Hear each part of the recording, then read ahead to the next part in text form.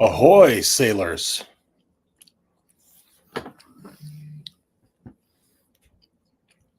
It is about time that I was live on YouTube, making sure I have everything up and running here. How's everybody doing today? Hope you're doing well. I've had a busy day. Wednesdays are always busy for me. Not a problem. Just is what it is. My day job, I've mentioned this before a couple times probably, involves a lot of Zoom calls. On Wednesdays in particular, I do some live events for our clients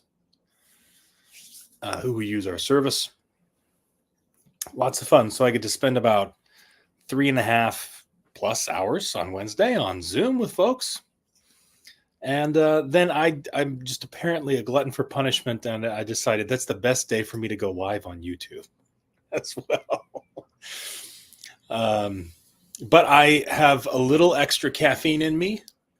I didn't get to take a nap, but I did take a little bit of a rest after dinner. Dinner was too big. I ate too much.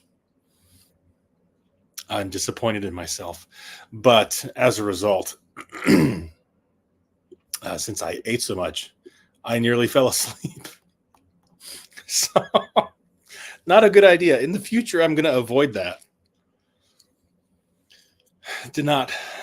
It could have been bad. It just could have been really bad. I'll leave it at that. But I'm glad to be here today. I missed the stream last week because I had been sick. I wasn't actually sick on Wednesday, but I was kind of recovering from being sick on Monday and Tuesday. So still wasn't quite at 100%, was a little behind on work, that sort of thing. And of course, my wife and my kids got sick too. It was a whole stomach bug thing. I'll spare you the details, but it was not fun. It was not pretty. So thankfully, though, it was over pretty quick. For me, it was about 24 hours before I started feeling any better. And so Monday was just completely shot until Tuesday morning. And by Tuesday morning, I felt okay. Then it kind of back to normal on Wednesday from there. So obviously streaming on Wednesday was not going to happen. It wasn't in the cards last week. But I'm not too worried. We're here again. I missed a week. When you fall off the horse, sometimes it's not your fault. Sometimes you fall off the horse because somebody knocked you off of it. Sometimes you fall off the horse because you got a stomach bug. Get back on the damn horse. That's the way I see it. And so here we are again. And that's just what you got to do. I read this somewhere, not sure where I saw it, something specifically about individuals who are pursuing like a creative career. And I don't think that these are actual statistics, because what they say, like 75% of statistics are made up. So, but it was something to the effect of the 10%, or of all people, 10% of them are highly creative individuals or something like that. And of that 10%, only 10% of them will actually create anything. Most people are just going to be thinking about this idea they have. Most people never actually create the thing they're thinking about. And then from those people who start creating that 10%, of that 10%, only 10% of them actually stick with it over time. And I think this is true. Maybe not in those exact numbers, but in general, I think this principle is true. I think it applies to me in my life as well, I've noticed. So, always been a creative person in the sense that I had lots of ideas, but then I started putting those ideas down on paper. I started writing when I was 15 years old. That was over 20 years ago. And just started putting my ideas on paper. And the fact that I kept doing it and I didn't stop doing it is why I'm here. It's not because I'm particularly special. It's not because I'm some gifted author or writer who just has an innate ability to tell amazing stories. No, you should. Well, no, you shouldn't. But, but you should have seen some of the stuff that I wrote initially. And thank goodness it was lost in a computer crash. My laptop crashed and all of that original writing was gone. I lost it. That first book that I wrote, it was 500 pages long.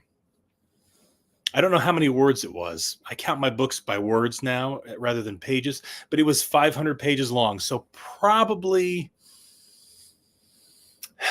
roughly, I would say around 80 to maybe 90,000 words, roughly. And it was destined for the trash heap anyway. So it was a good thing in the end that my computer crashed, because I then chose to rewrite that book. And the rewrite was infinitely better than the very first draft.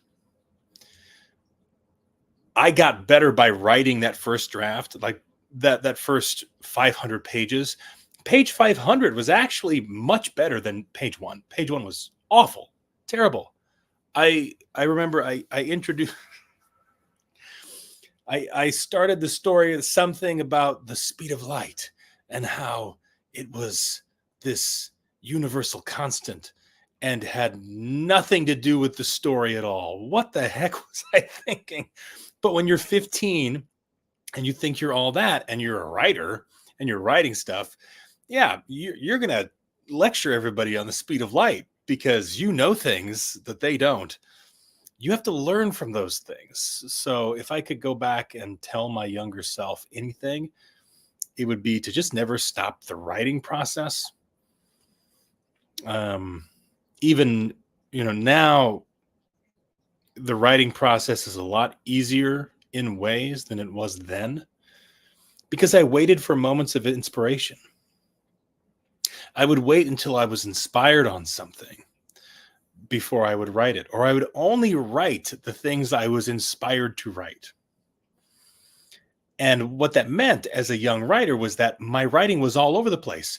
I was writing about this in one chapter, and then the next chapter was something totally different because I had this idea and I had to write it. And I think maybe as a young writer, as a new writer, that's not necessarily a bad exercise to take some of that raw energy, that raw creative energy, and put it to use. But it didn't produce the kind of writing that I produce now, where I first sit down and I lay out the plot, and I know where the story is going to go from A to B to C, and I know what I have to write ahead of time, and I've made decisions about what I have to write every step of the way. I still allow for things to surprise me here and there, but for the most part, I know what I'm going to write, because otherwise you just meander and you don't find your way to a story, right? You are not, in some cases, you're not really telling a story at that point. You're just describing a series of events, but that doesn't make a story.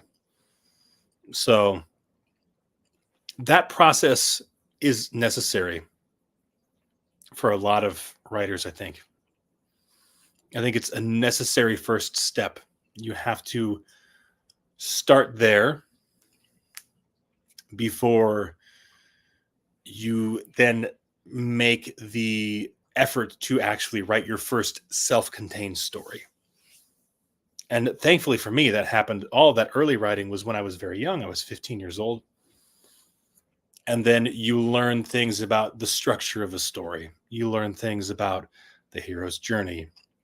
You just learn the basics of plotting and how you should lay out your story. And some of this also comes with practice as well. But when you've done this enough times, it becomes second nature to take a look at the plot, take a look at the setting, the characters, everything that's involved, and see how you can move the pieces around, rearrange them, and tinker with things to make a new story. And a story that works, right? Not just some idea that you had, that came to you in a moment of inspiration. Those are great. And every writer needs those. But they're few and far between sometimes. And so you have to learn how to manufacture your own magic. You can't wait. You can't wait for that inspiration to hit you and strike you and for just you to feel like, oh, this is great. I'm going to write 1,000 words now. You have to write that 1,000 words when you maybe aren't in the mindset for it. In fact, doing that and practicing that and just being able to write is some of that's advice I would give to new authors, is pick maybe not the most inconvenient time for you, obviously, but just pick a time and start writing and write for 30 minutes and do it at that same time every day. And the first few days you do it, it's going to feel great. You're initiating the creative process. It's awesome. And then after a while, you're going to realize that it starts to get a little bit harder. And you have to push through and you have to force yourself to continue to write for that 30 minutes. And you have to force yourself to do it. You have to make yourself do it. That is, if you want to produce the amount of words that it takes to complete a book in a reasonable amount of time. And if you want to get those books into the hands of readers for whatever your purposes are, whether you're looking to make money or whether you just want people to read your books, there is an element of production. You have to produce. The interesting thing to me is that people will say, oh, so-and-so is a very creative person. Yeah? What have they created? What have they made? Have they made anything? Have they created anything? That word, create, means to make something. And I don't think that you can be a creative person and not make things. Whatever those things look like. Books, video games, art, programming, right? All sorts of things. Creative people create things at the end of the day.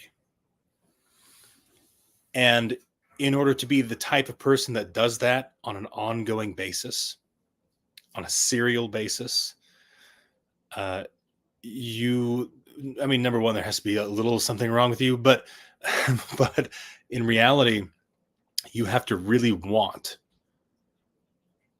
to share what you've made with other people. I think that's the bottom line. 1 second, folks.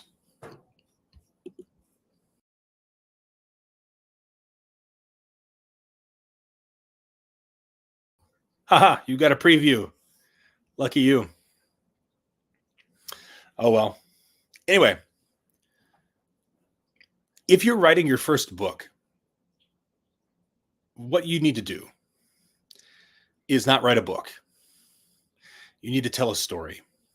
And I think the ideal length for this first story is probably something like 10 to 15,000 words. It's not very long. It's a short story by all accounts, not, or maybe by some might be considered a short novella. Depends on your genre, but a story between the 10 and 15,000 word mark should be the first length that you try to write. It's something that you can complete in a month easily, even if you're only writing a few hundred words a day. What's that? Uh, 500 words a day should get you there in a month. And that is the first length of story that you should try to write. And get good at writing that. Get good at writing stories at that length. And then once you've gotten good at writing stories at that length, then I'd say you can double it and go to 30,000 words. Now you're squarely in the novella category in terms of length. You have more time now to flesh out more complicated plots, more complex characters, more of a backstory. And this is going to be more of a challenge. This is also where if you're going to have the pressure to then produce more words on a given day. And that pressure to produce words on a given day, then your word count goal, this goes back to what I was just talking about, how creative people create things. And you have to have some element of pressure on yourself to create and to push forward. And so 30,000 words is a good place to shoot for. That would be maybe not your second or third story you write. I would say maybe write 4 or 5 stories that are 10 to 15,000 words. That gives you a few months to focus on that. If your writing pace is slow, if your writing pace is pretty fast, you could finish something like that in a much shorter period of time. But whatever period of time works for you, then move on to 30,000 words and write 3 books of that length. Write a trilogy at that length. That would be my suggestion. 30,000 words, give or take a couple thousand is no problem. Write a trilogy at that length. And then once you've done that, you're going to go to 45,000 words, 45 to 50, because you now have tripled the length from 10 to 15, roughly. If you say 15, we'll call it 15 to 45,000 words. Again, give or take. This is kind of a sweet spot for, number one, indie authors to begin with. If you're wanting to produce books fairly quickly, fairly regularly, for a more rapid release schedule, 45,000 words, that's the sweet spot for a lot of folks. It's a length that's long enough that most readers go, hey, that's a decent book in terms of length. I'm fine with that. I'm happy with that. And it's a long enough story that you can really practice your craft, right? Get some work in on your storytelling skills. You have more time. The plot is stretched out now. And how are you going to fill those gaps? Because when you only have 15,000 words, your plot has to be very tight. You're probably focusing on fewer characters. There's fewer events. There's less time to flesh out characters. There's less time to build the world. You have to be very efficient at 15,000 words. Otherwise, you're not going to wind up telling a story, right? And when you are at 45 to 50,000 words, now it's the same structure. It's the same story. You still have all of the basic elements. You should have an inciting incident at the beginning, some element of action where you drop the reader right into something central to the world. They get immersed into the world immediately. The first plot point, which is the pivot, it's the thing that happens that sets the hero or the main character on their journey. Without that, nothing would have changed. There should be some sort of twist or revelation around the middle or the midpoint of the book, some new information. It doesn't have to be a twist in the traditional sense. But then there needs to be a second plot point after that, which is, again, a change in circumstance that changes how the conflict is perceived or creates some element of urgency and leads to the confrontation. And the confrontation is the culmination of everything leading up to it. This is where your hero and your villain meet each other on the battlefield and everything that happens from there. Then there's the resolution of that conflict. And I like to also include what I call momentum at the end, which is giving the reader a glimpse of what's coming next. all of that structure that I just laid out in 15,000 words is going to be rather compressed to the point where, depending on the length of your chapters, you may have some of those points happening in the same chapter with each other. But when you have 45 to 50,000 words, you have more time to spread out. And you can tell that story over a longer period of time, literally a longer period of time, more words, right? And that allows you to do things to fill in those gaps in between all those plot points with things like world building, with some character development. Now, your characters should be developed primarily by the plot, but we can learn little things about the characters along the way that help us care more about them. Things like that. And then if you really must, after you've written novels at 45 to 50,000 words, if you really have to, you can go to 90. Everything between 45 and 90 is kind of a question of, why didn't you do one or the other? In my opinion, it's like, why didn't you just stick with 45,000 words and tell a more clear, succinct story? Or why didn't you just go to 90,000? Why didn't you just double it? In my opinion. And 90,000 really, to me, is it's a range between 90 and 120,000. At this point, you're probably telling a story that's probably epic fantasy in most cases, something like that. Epic fantasy tends to trail on a little longer. There's some epic fantasy novels that drag on way too long, right? And go far beyond that 100,000 word mark. But for most writers, if you're new to it, that's something you should leave as an option. But you don't have to go there. I don't think you should feel obligated to write novels that are 100,000 or close to 100,000 words. My first few books were, and it turns into a long slog for a new writer. And maybe for some, it's more like they like the pacing.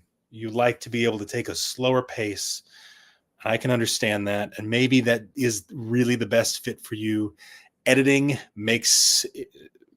90,000 words is a lot different than editing 40,000 words or 45,000 words. So that would be my advice if you are a new author or a new writer. Start with 15,000 words. Write a few of those stories. You can even write them as part of a series, one leading to the next, 15,000 words, thereabouts. Then 30,000 words. So you double it, adding another 15,000 words. You have twice the number of words to work with, but the same number of story elements.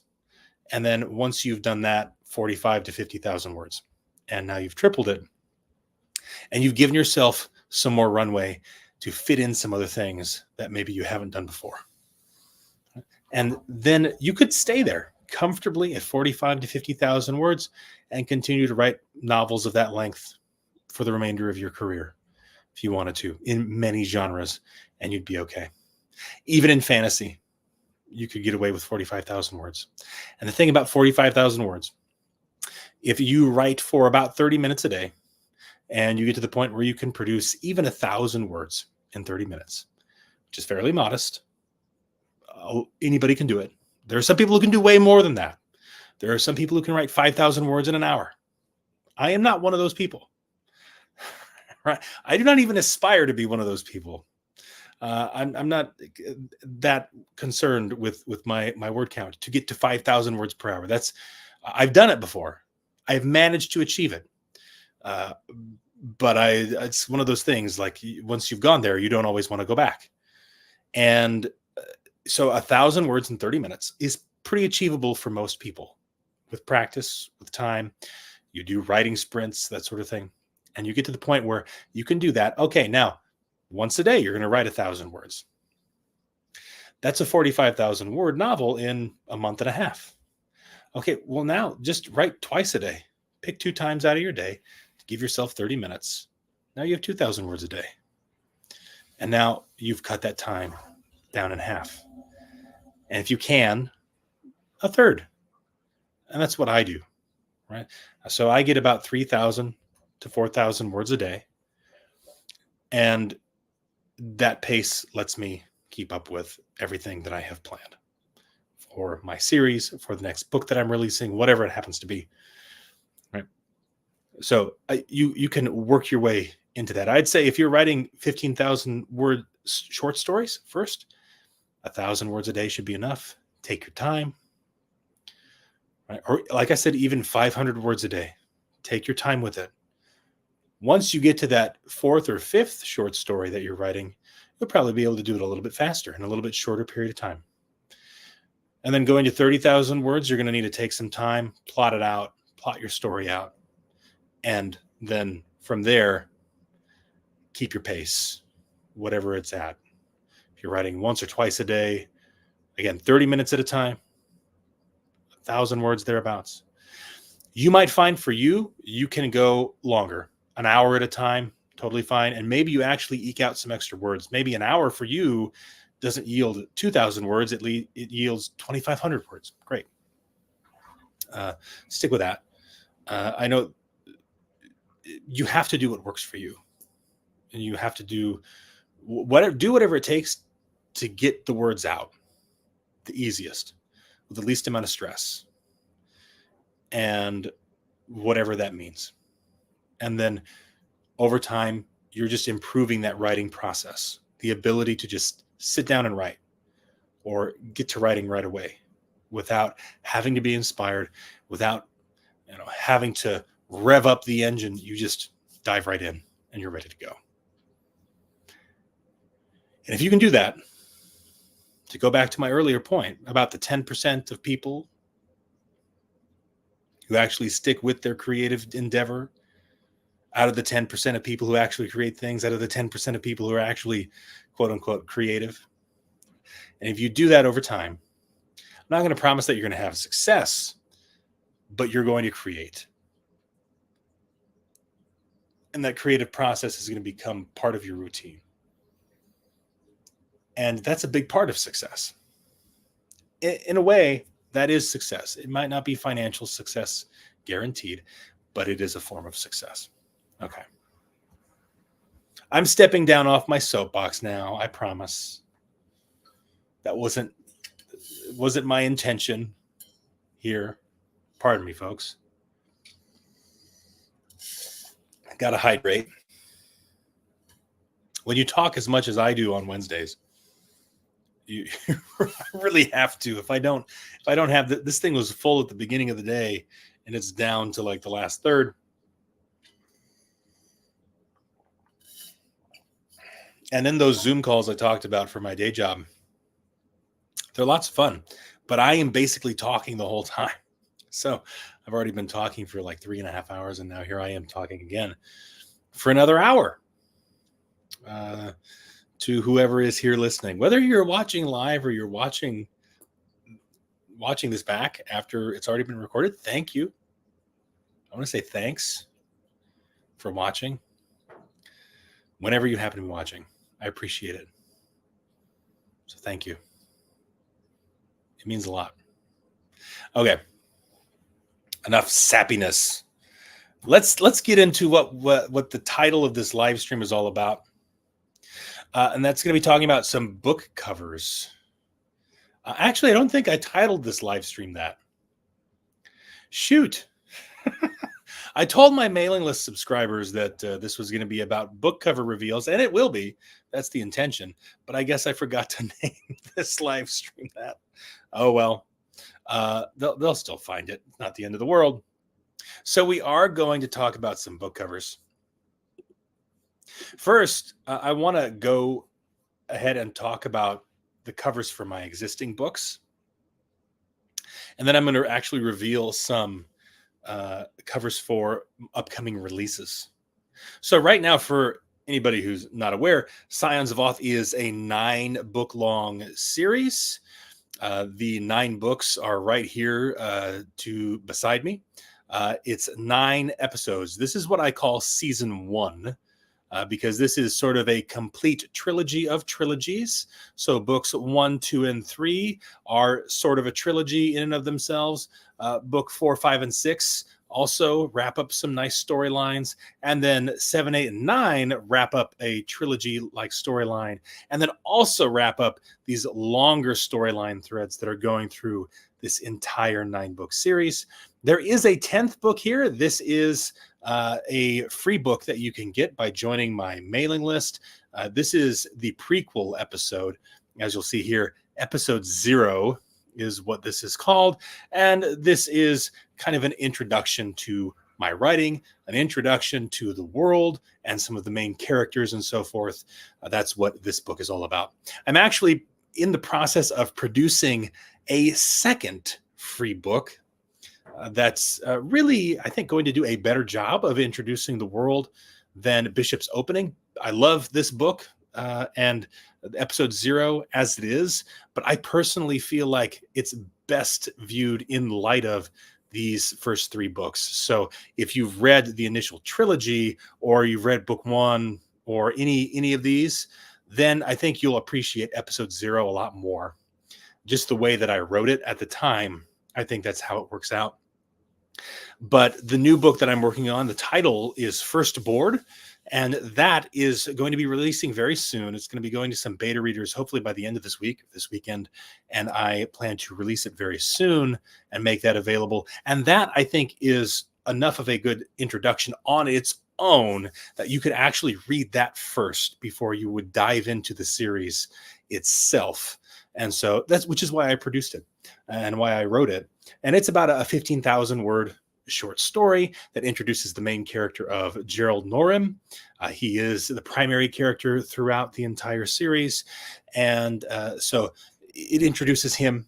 It introduces some of the conflicts surrounding him, including conflicts. He is an officer on the Saron battle cruiser Intrepid. That is this ship right here, the Bishop.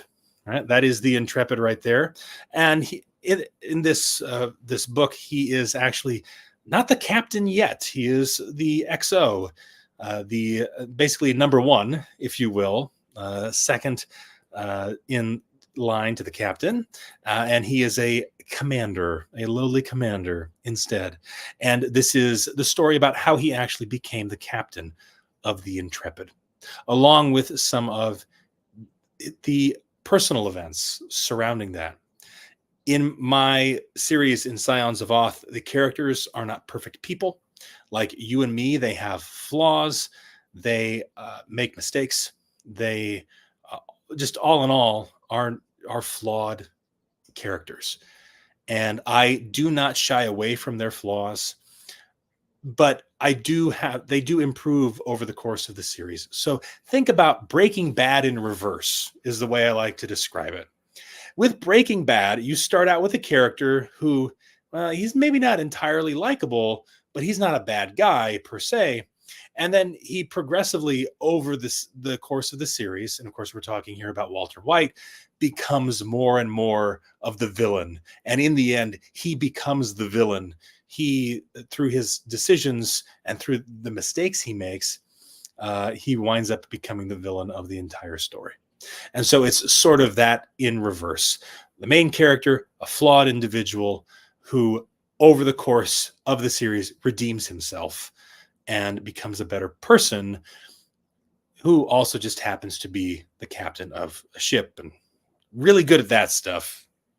It's inspired by Battlestar Galactica. So anybody familiar with Battlestar Galactica as a series might know there were some personal conflicts and things like that were involved in that series as well. Characters had flaws. There were some who were alcoholics, some who cheated on their spouses, that sort of thing. Things like that happen in this series. That it's gritty in that sense and realistic. And I try not to pull any punches. So the main character is in some ways a piece of S. Right? I've said this before. He's sort of like Captain Kirk if he were married, but still Captain Kirk. You know, if Captain Kirk settled down, he would still be doing Captain Kirk things, if you know what I mean, right? And that is the case with the main character. And so that's the backdrop. You see that side of him, and on this other side of him, the captain is very skilled at what he does. He is a god among men when he is on the bridge of his ship, and he can lead his crew through any battle, and they'll come out the other side, and everybody trusts in him. But he's this deeply flawed person, and I think it's really a narrative that I think is common in military science fiction, which is that the duty that you have being in a position like that has an impact on you as a person. The weight of that duty and responsibility is not without consequences. And so I try to be forthcoming and realistic about that. But we're here to talk about book covers. So Bishop's Opening, this cover is honestly one of the more well-received covers from readers, from what I have heard. The background here has nice bright colors to it. Here we see the Intrepid, which is a Bishop class battle cruiser. Yes, it is intended to look like a chess bishop. That is intentional. Right. And this ship here next to it is actually a pirate vessel, kind of cobbled together. That's why it looks sort of asymmetrical. And this story is about the Intrepid's encounter with this particular ship. So a very basic cover, nothing too fancy going on here, but nonetheless, I think a very fine introduction to the series. And the colors on this here usually are pretty eye-catching from what I've heard and what I've been able to see. Now, we're going to try to zoom in here. Let me get this a little bigger. Okay. So now we have book one. This is Bad Bishop. And this cover here is a little noisy, I've got to say. Looking back at this, my cover artist, first of all, he did a great job. He did everything I asked him to do on this cover. All the things on this cover are things I requested, and I asked to have present. The exact positioning he figured out, but I asked for too much. At this point in time, I didn't know what I was asking for. So I'm actually having him kind of rework this cover a little bit to simplify it. It's just too busy. There's too much going on. We've got the Intrepid here again, the Bishop. The coloring is a little annoying. There's lots of different colors here. We've got the planet in the background. We've got these weird looking things here. These are ships, which isn't always apparent to folks. These are alien ships that are attacking the Intrepid. And so this cover, unfortunately, is one of the weaker ones. Not because the artwork is a problem. The artwork is great. My artist did a wonderful job with it. I just asked for too much. It's just like, when you go to get a pizza and you think, man, wouldn't it be great if we added all those extra toppings? Let's throw on some pepperoni and some sausage and some bacon and some peppers and some black olives. And, you start adding on a whole bunch of stuff that all maybe individually would be great, but you put it all there on one pizza and it's too much. So this cover is going to wind up being redone a little bit and simplified. But this artwork isn't going to disappear. I'm still going to use this artwork in certain places because I do still like it. I just think that I didn't request the right thing. I didn't ask for the right thing. Now, book two, Knight's Tour. So this is a kind of a fun one here. We've got some more of these alien ships. We're introducing some more of those. And then in this area right here, we have the Knight. This is actually a different ship, and it is a knight. So it is a chess knight. It looks like a horse. Just being on the nose here. You haven't seen anything yet, believe me.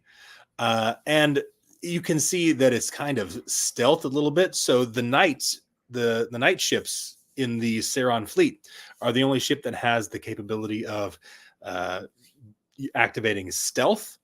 The other ships do not have that capability. And the Knights also have the ability to perform jumps, FTL jumps, more frequently, which I thought was kind of a neat way to make a nod toward the movement style of the Knight chess piece, and how that is similar in some ways to the ship that is its namesake.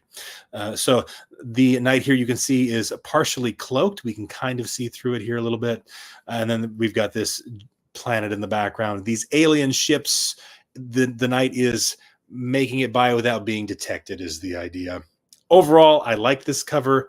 It's maybe not the most compelling, but in terms of the genre, right? It doesn't necessarily scream sci-fi action, but it's fine. I like it. I'm happy with it. I'm not going to change it. It's perfect. Book 3. Now we're looking at Poisoned Pawn. And interestingly enough, the text on this one, I did make, you'll notice that the titles, the size of those will vary a little bit. And I made this one larger because I thought it looked really cool, because otherwise it was just way too small if all of that text was on one line. But here we actually see a totally different ship in battle with the Intrepid. I do kind of wish this text was maybe a little bit smaller. We could see a little bit more of what's going on here.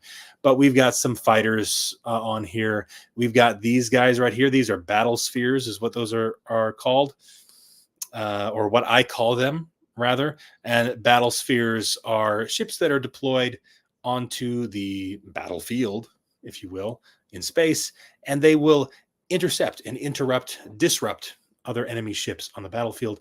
So they'll use EMP weapons, and also they are very good at hacking into other ships' systems. The idea being that they position themselves kind of on the borders, and they just try to mess with the enemy in any way possible without making a direct attack, usually. So anyway, very, very fun cover. I like it. The artwork, if I'll show this here, is actually behind me. And so I'll get out of the way for a moment, and you can see this is the complete artwork with nothing obstructing it right there. And it's quite nice. Quite nice. So I may make this text smaller a little bit, just so that I can show off the artwork a little bit more. But you only have so much real estate on a book cover, and having that title pop is still kind of nice. Now, on to book 4. So book 4, and I guess I should, before I get too far ahead of myself, let's talk about the titles too. So Bad Bishop, I've explained this before. A bad bishop is a bishop that is blocked in by its pawns. This is a reference to Gerald Norim, the main character of the story, who is the captain of the bishop-class battlecruiser Intrepid, who has gotten himself entangled romantically with one of his deck officers, and he is also married. So he is in this sort of triangle, if you will. He is the bad bishop, in both senses, right? Knight's Tour. This is specific to a chess puzzle where a knight is placed, I believe, usually on the center of the board, but it might be somewhere else. And it's on an empty board. And you then have to move the knight around the board such that it touches each space on the chessboard. So that chess puzzle or chess problem, if you will, is called Knight's Tour, or the Knight's Tour. And really how this relates to the story is that there's actually a character who gets reassigned to a new ship, that ship being this one right here, which happens to be a knight. And they do make some travels around the conglomerate, which is what they call their area of space. Now, Poisoned Pawn, this title is actually one of my favorite. A poisoned pawn is a pawn that, when captured, actually leads to a weakening of the position for the player who captured that pawn. So it seems as if it's a good move. You've captured a pawn, but the consequences are this has weakened your position. And there is a specific character that this is referring to. And it makes sense in the course of the story if you read it. You got to read it, folks. But this particular character is captured in a sense, and ultimately that capture leads to the downfall of that individual who captured them. So that's literally what it is. Now, book 4, we'll do now the book cover and the titles at the same time. This was a fun one. Here we have a planet that is exploding. You'll see those alien ships again, those familiar ones, and we have a ship that is fleeing away from this exploding planet. Pretty simple as far as that's concerned. This ship here is called the Zephyr, and the title Death Simmel is perhaps a bit esoteric. I don't know. Maybe a little not as obvious as some of the other ones. So in chess, there is this style of tournament where you will have a room set up with a ring of tables, and you will have a chess grandmaster in the center of that ring of tables. And sitting at each place around those tables will be other chess players of various degrees of skill. And that chess grandmaster will go around to each spot and play a move with that one player, then move on to the next and play a move and go all the way around the table. So that chess grandmaster is actually playing against all of those people simultaneously, or as the Brits say, simultaneously. So this is called a simmel because you are simultaneously, as the grandmaster, playing against all of these people at the same time. When a clock is involved, it is called a clock simmel. And I thought for a second, well, that doesn't make any sense. There's no clock in this story, but there is this element of a single enemy fighting a whole bunch, if you will, of different factions of humanity, that it would be these aliens here simultaneously. And rather than there being a clock that is keeping track of the game, it's death. If you lose, you die. There's no clock. It's not nice like that. You die. So, Death Simmel. That's where the name came from. Again, I wouldn't expect anybody to just pick up on that intuitively, but who knows? Maybe somebody will. It's maybe the most stretch that I've done with a title of a book so far in this series. Rex Solus. This is book 5. Here we have this big old ship again. Same one that is behind me right here. This is the Final Judgment is the name of this ship. And you can see it is going to town against these aliens. Rex Solus, of course, is a reference to the king in chess. It means the king alone. This is a situation where in chess, you would have only your king against the enemy. And this is relevant to the story at hand. There is a character in Scions of Oth who is an emperor, a space emperor of sorts, who wants to conquer the entire conglomerate, all of human space, all of humanity. And he winds up, through his quest to attain power, somewhat alienating himself from the people that he has power over and a number of other things. I don't want to spoil anything. So I'm being very careful about how I'm phrasing this because I don't want to spoil anything for anybody. But Rex Solus is a reference to him because he is really at this point sort of standing alone. He has some folks who are loyal to him on his side, but for the most part, he is going his own way, no matter the cost. Then we have Endgame, not to be confused with Marvel. Endgame is also a chess reference. It refers to literally a certain turning point in the game where checkmate becomes much more likely, much more inevitable, and it usually has to do with the loss of a certain number of pieces.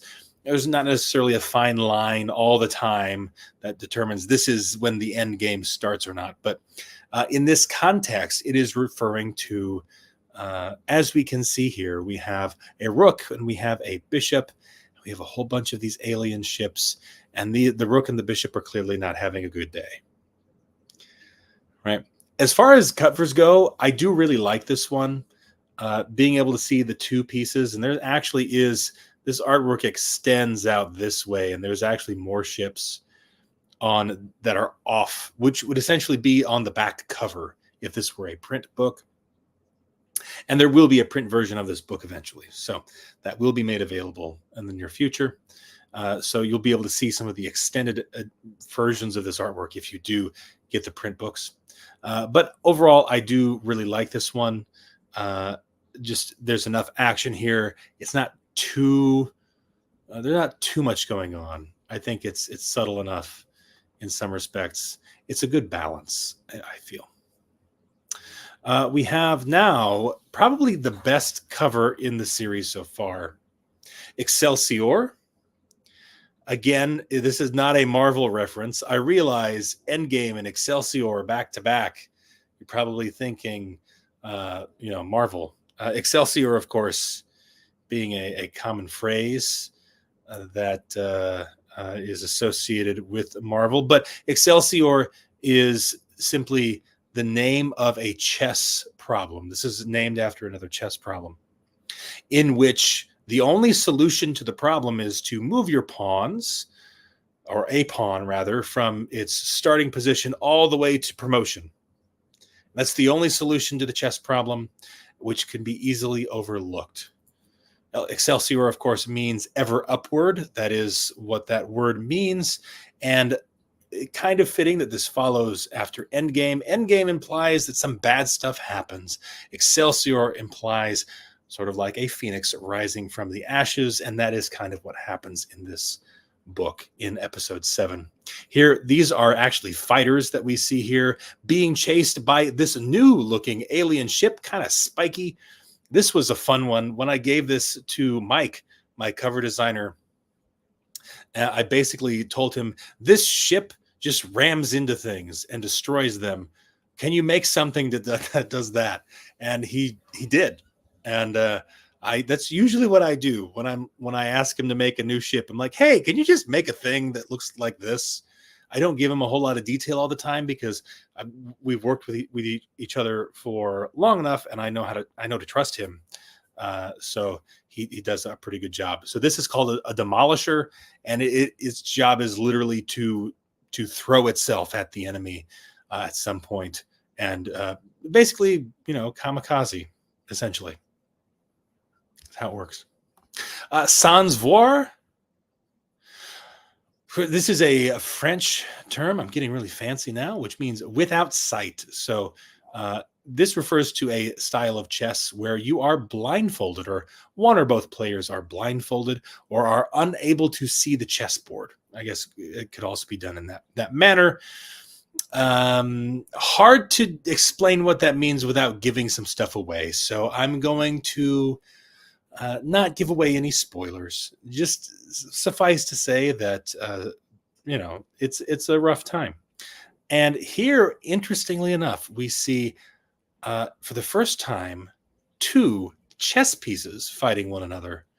on a cover. Here we have, this is a king, is what this is, and the intrepid the bishop here on the cover as well, duking it out. So maybe that gives you some insight. And then the last cover here, this one, very almost kind of mysterious looking. This is a new ship here. This is a pawn. It is a shuttle, essentially. It's intended to be a small ship. And here we have one of these alien ships with this kind of void matter around it and so forth. This ship, actually, this is a dreadnought. And this is the same large ship that we see here, just from a different angle. I believe there's one of them. Yep, these guys here, this same dreadnought ship here as well. And when I asked Mike to make these ships, I just told him, make them as funky as you can. They need to look weird. And so that's why they've got those kind of tentacle-like projections on them and that sort of thing. So that is the cover for book 9. Of course, book 9 is called Adjournment, which is essentially what happens when a chess game is like a chess tournament can be adjourned. This means that it is paused, so to speak. So that is the cover here for book 9. Now, for those of you curious, Scions of Oth is available. Let me remove that guy there, and let's add, I have to change my screen sharing. So Scions of Oth is available on Amazon. All 9 books are available. There's been some recent pricing changes here. So the first 3 episodes you can grab for 99 cents a piece. And they are all available on Kindle Unlimited. So if you just search up Scions of Oth, you'll find the entire 9-book series here. You can get it for $24.91 if you want to pick it up, if you want to give it a shot and you're interested in that. Like I said, with Kindle Unlimited, you can also, if you do have Kindle Unlimited, you can grab the whole series that way as well. Shameless plug, folks. Forgive me. I have to. But now we're going to take a look at some of the newer covers. Pardon me. And I'm going to try my best here to do this in such a way that doesn't look too weird.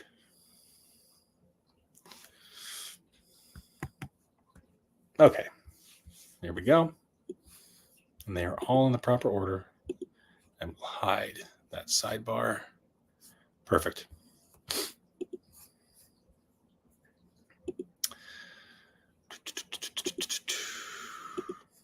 Now I just have to share that window.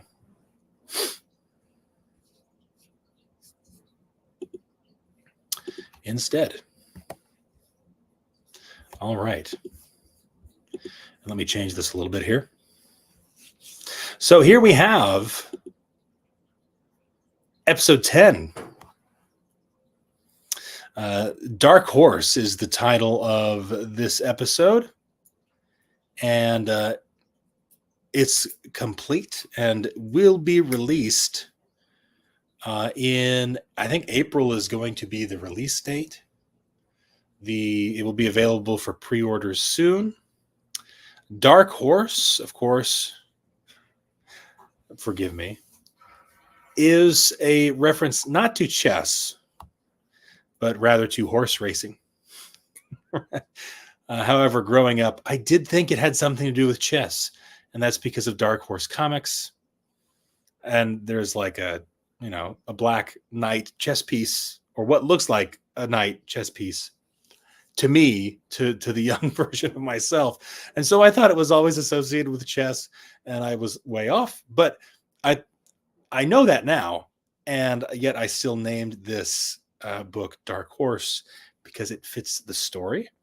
And I felt, how should I say? It kind of felt nice to use that term in this context. If nobody else has associated that term with chess, I'm going to, and I'll make it happen. It's the idea. Here, this is some cover art that I've actually shown already on the channel. This is for book 11. Zeppler Doubling is the title of book 11. Zeppler Doubling, here we have two rooks we can see here, and we have these fighters that are both actually leaving the docking bay of this rook. And you can see very clearly that this one is shooting at the other one. There's some story implications there. But Zeppler Doubling is a reference to, so in chess, you usually sometimes you like to get your rooks lined up with one another to support one another. And sometimes it's nice to just line them up and then you can move one across the board. But sometimes you have to move them around and make some double moves. Anyway, for those who aren't chess aficionados, suffice to say that you sometimes have to double up your movements. This is referred to as Zeppler doubling, is what it's called. It's named after an individual named Zeppler. And I'm not going to spoil anything, but it's relevant. Like if you pay really close attention to the story, it'll make a lot of sense at that point. Right? Also, really cool just getting this up close look at a rook, one of these rook ships, which I think is neat. This is book 12, Automaton Hoax. I'm very proud of this title. Very proud of this title. These ships are totally new. This is a new type of enemy. I'm not going to spoil anything about it, really. It's a new antagonist, let's put it that way. And Automaton Hoax is something related to chess. Back in the day, they used to make these self-playing chess contraptions that actually had a person inside moving the pieces. And so it was an automaton hoax. It was claimed to be a self-playing chess machine, when in actuality, there was somebody inside moving the pieces around, or they had some sort of funny business. That's relevant to the story, and would make sense if you read it. Of course, it's not out yet, so you'll have to wait. But I don't mind revealing the covers. Now comes a fun one. So this one, this is one of the ones that this will be the last one for tonight. This is one that I've talked about briefly before on this channel, about a kooky looking book cover. It's not kooky. It's interesting. And it's a little out there, and I recognize that it is, and it doesn't, it's a creative decision. You can't disagree with it. All right.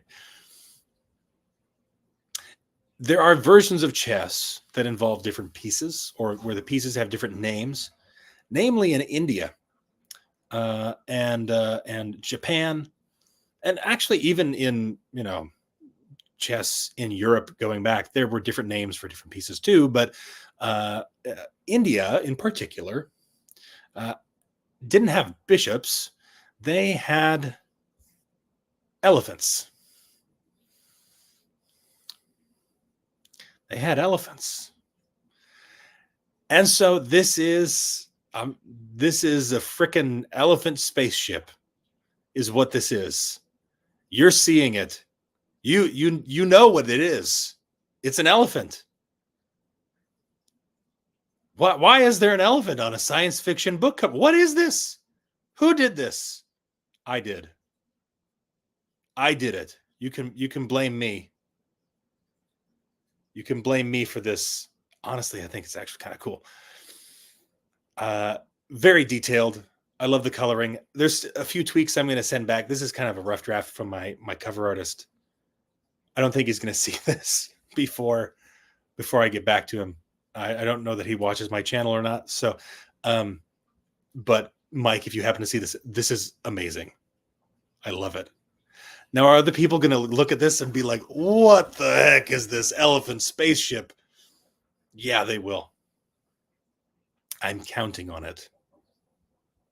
I am totally counting on it. All right, folks. I think that brings us to the end for today.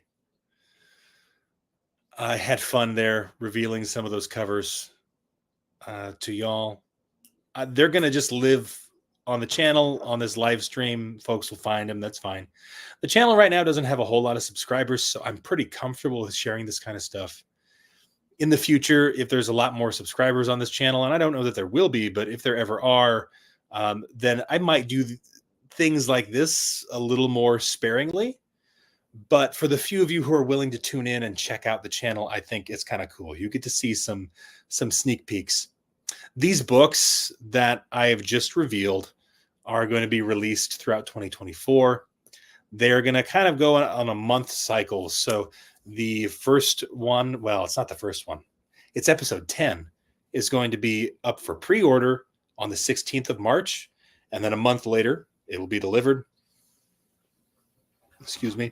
And then on April 16th, rather, Zeppler Doubling will be up for pre-order, and they'll release every month thereafter until season 2 is complete, which hopefully, if everything goes according to plan, should be released by its completion by the end of 2024. So that's 9 more books. Again, it will be called Season 2. It is a continuation of the story that occurs in books 1 through 9. A lot of the same recurring characters, some new characters as well.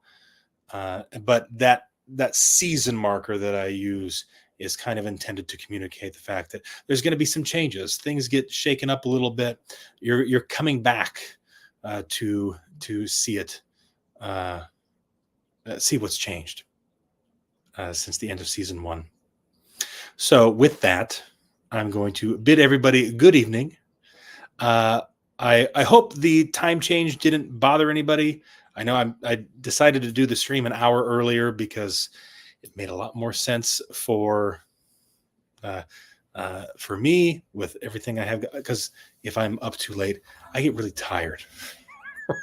I'm old now, so I think I will be sticking with this time for the stream going forward, around 9 p.m. Central Standard Time, or 9 p.m. for me, whatever that happens to be for everybody else. But thank you all for watching.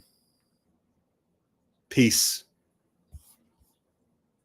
and tacos.